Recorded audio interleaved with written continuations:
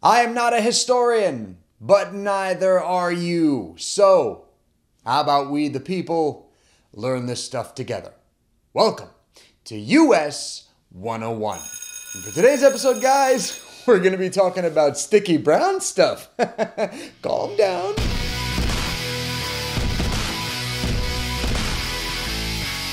So last week, you guys may have noticed that there was no new episode of US 101, and I apologize for that, but there is a reason for it. As I was about to film and edit last week's episode, I had to suddenly rush to the ER. I had a medical emergency that I had to have looked at, and thankfully, all is well. Everything's okay. I'm fine. Nothing to worry about. However, after that trip, it did give me pause and caused me to think about something. I do find it funny that a week after I did an episode about the CIA, and I said that I was going to talk about some nefarious things that the CIA has done over its history, I suddenly find myself in the ER as I'm about to present a brand new episode of US 101. I'm not saying, I'm just saying. That's all. It seemed a bit coincidental. But I'm back this week. I'm happy to be back this week. I'm ready to dive into this episode. And I'll be honest with you, for this week, since I had already previously talked about the histories of the FBI and the CIA, slightly heavy topics, I wanted to do a story that initially, when I heard about it, made me laugh my tuchus off until I did the research. Did you guys know that the north end of Boston was almost completely destroyed by molasses? I'm not fucking with you. And the thing is when I first heard the story, I thought the idea of molasses cascading through the streets of Boston, destroying, it sounded insane to me. It didn't make any sense. I honestly couldn't help but think that this might be one of the more hilarious events in American history until I actually saw the damage that the molasses caused. That really did happen, guys. So let's dive into the story, okay? Let's jump back to the year 1915 and visit the Purity Distilling Company. Now, most of you, when you think of molasses, you might think of it as an ingredient primarily used in baking. But the Purity Distilling Company, which was owned by the United States Industrial Alcohol Company, was using molasses for another reason: to create alcohol. And it was also used to create munitions as well. So they built this giant tank to house the molasses in Boston's North End near Commercial Street. Now, how big was this tank? We're talking about, 50 feet high, 90 feet wide, and it was capable of holding up to 2.5 million gallons of molasses. But around 12:40 p.m., guys, the air was filled with noises that one probably does not want to hear during the regular day. It was a metallic noise, one of groaning and straining under immense amounts of weight, and then ultimately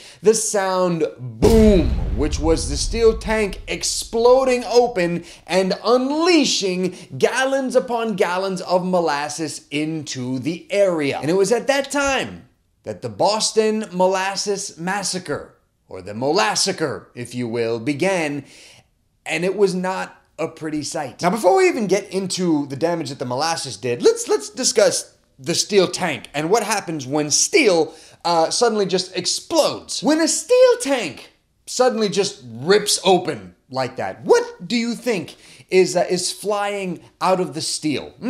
I'll give you a hint. Rivets. The rivets that were used to hold the tank together now become bullets. So first off, when the tank explodes, you've got falling steel, you've got these rivet bullets flying everywhere, and now you've got 2.3 million gallons of molasses dumped into the street, causing a wave that is cascading towards everything. And I know, you might be thinking to yourself at first, but it's molasses.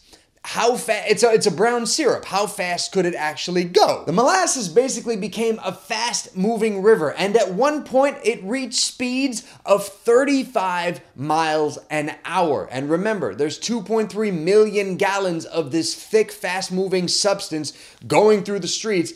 Anything that's in its way, person, place, object, probably not going to last very long. Molasses made its way down Commercial Street, and anything that was in its path was pretty much considered done for, okay? People that were caught in the wave were immediately drowned in the brown sticky substance or were stuck in it, and they couldn't make their way out of wherever they were. Buildings were completely torn up, and in some cases they were completely uplifted from their foundation. Houses were completely destroyed, and even the girders of the L train that ran through that neighborhood were smashed. Now, by the time the molasses had stopped moving, police and firefighters immediately rushed to the area to begin rescue efforts. In the end, around 21 people died in this disaster, and around 150 people were injured because of the molasses. On top of that, the damage that the molasses did to that area, it caused, in today's money, around $100 million worth of structural damage. And of course, people immediately began asking, like I'm sure you're asking right now,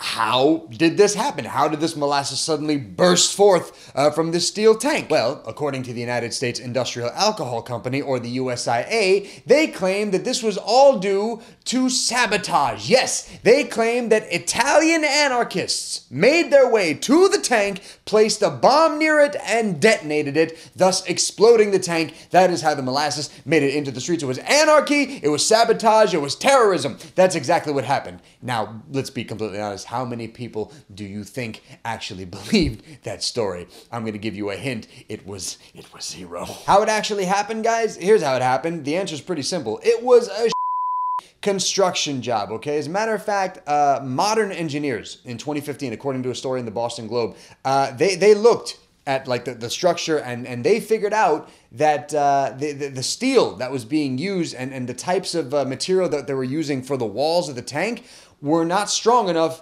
to hold that much molasses. Plus, it turns out that the guy that built the tank to hold that molasses wasn't even an architect. Man didn't even know how to read a blueprint. Turns out the company just wanted the tank built really fast, really quickly, just so that it could house all that molasses on site so that it could continue making the products that it wanted to make. So they put product over safety, which led to this insane and also sad story. In the end, victims filed around 120 lawsuits against the USIA, and by the time the case was finally closed 6 years later, the USIA had to pay around $600,000 in damages to the victims of the massacre. And so today, still, if you make your way to Boston's North End, some say that if you smell very, very closely, you can still detect a slight hint of molasses in the air. I'm just kidding. You're not going to be able to smell any molasses. Guys, it's Boston, people. Any aroma of molasses that may have been there for a while has now been replaced by much more pungent aromas. And that, my friends, is it for this episode of US 101. Thank you guys so much for hanging out with me today. Really do appreciate it. And again, my sincerest